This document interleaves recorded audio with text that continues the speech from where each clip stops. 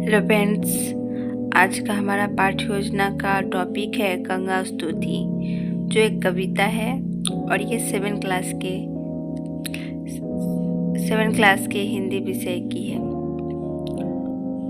आइए फ्रेंड्स, कविता के सामान्य उद्देश्य में क्या लिखते हैं जानते हैं। छात्रों को स्पष्ट और मानक उच्चारण करना, कविता से आनंद प्राप्त कराना, कविता के माध्यम से सौंदर्य भाव को जागृत करना, कविता के जरिए विद्यार्थियों में संवेग जागृत करना और रागात्मक प्रवृत्तियों का विकास करना, पाठक और कवि के सद्भंडार में विकास करना। आइए फ्रेंड्स, विशिष्ट उद्देश्य जानते हैं। ज्ञानात्मक उद्देश्य में लिखेंगे छात्र गंगा स्तुति के माध्यम से गंगा की महिमा को जान सकेंगे। भावनात्मक उद्देश्य में लिखेंगे छात्र कविता के भावों को समझ सकेंगे। क्रियात्मक उद्देश्य में गंगा स्तुति कविता के माध्यम प्रकृति का सेवा करेंगे।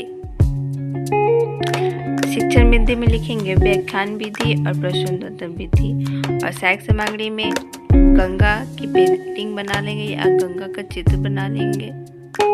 इससे क्या होता है, बच्चों को समझने में दिक्कत नहीं होती है। प्रस्तावना का प्रश्न है, जो छात्राध्यापक और छात्राध्यापिका होगी वो बच्चों से क्वेश्चन करेगी या करेंगे, बच्चों आप कितने नदियों के नाम जानते हैं? छात्र जवाब देंगे गंगा, यमुना, सोन आदि। और उसी से संबंधित प्रश्न होगा, भारत की सबसे पवित्र नदी कौन सी है? तो गंगा।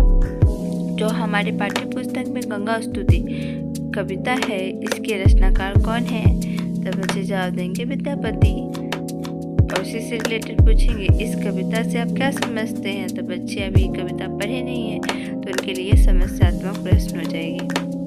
उद्देश्य कथन होगा हमारा, बच्चों आज हम सभी गंगा स्तुति कविता का विस्तृत जानकारी प्राप्त करेंगे। शिक्षण बिंदु में लिखेंगे कवि परिचय, और जो छात्राध्यापक या छात्राध्यापिका होगी वो विद्यापति के बारे में उनकी जन्म तिथि और उनका जन्म स्थान के बारे में बताएंगे। और छात्र छात्राएं क्रियाएं में लिखेंगे छात्र ध्यानपूर्वक सुनेंगे, अपनी अपनी कॉपी में नोट करेंगे और ब्लैक बोर्ड पर लिख देंगे गंगा स्तुति और उनके रचनाकार का नाम। विद्यापति का जन्म सन 1350 से 1374 में के मध्य और जन्म भूमि है बिपसी गांव, मधुबनी जिला, बिहार। विषय श्रृंगार और भक्ति रस, भाषा संस्कृत, अवहट और मैथिली, कर्म क्षेत्र संस्कृत और साहित्यकार। मुख्य रचनाएं उनकी कीर्तिलता, मणिमंजरो, नाटिका, का वाक्यावली, भूपरिक्रमा आदि। मृत्यु सन 1440 से 1448 के मध्य। उसके बाद आ जाएंगे कविता।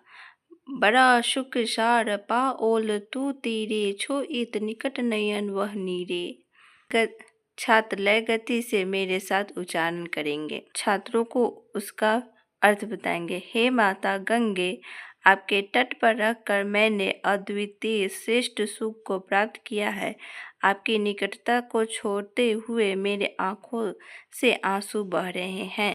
कविता का दूसरा पंक्ति हो जाएगा, कर जोड़ी बिनमयो बिमल तरंगे, पुण्य दर्शन होए पुण्यमित गंगे।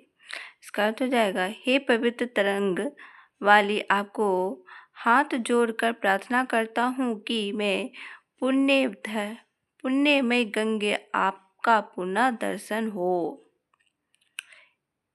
इसका एक अपराध क्षेमव मोर जानी, परसल भनई विद्यापति समदयो तो ही, अंतकाल जनु विसरहु मोही।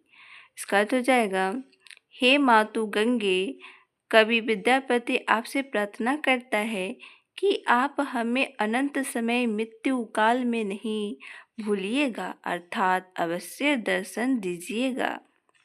छात्र क्रिया में लिखेंगे छात्र ध्यानपूर्वक सुनेंगे और अपनी कॉपी में नोट करेंगे और श्यामपट्ट पर लिख देंगे। जो कविता में कठिन शब्द अर्थ आए हैं उनके अर्थ लिख देंगे। जैसे दर्शन का दर्शन, स्नान मतलब स्नान करना, क्षेम मतलब क्षमा करना, बिमल पवित्र भनई कहते हैं पुण्यमती, बार बार समदयो प्रार्थना करना, परसल स्पर्श छूना।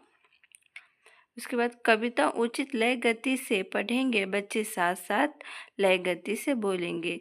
उसके बाद छात्रा या छात्राध्यापिका होगी या होंगे इस कविता को अपने लय से इस कविता को पढ़ेंगे और छात्र साथ साथ उस कविता को उच्चारण करेंगे।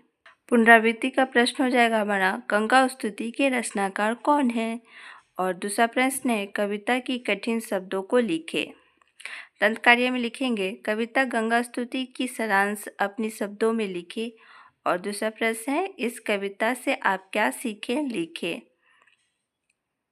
हमारा लेसन प्लान यहाँ समाप्त होता है। Thank you friends.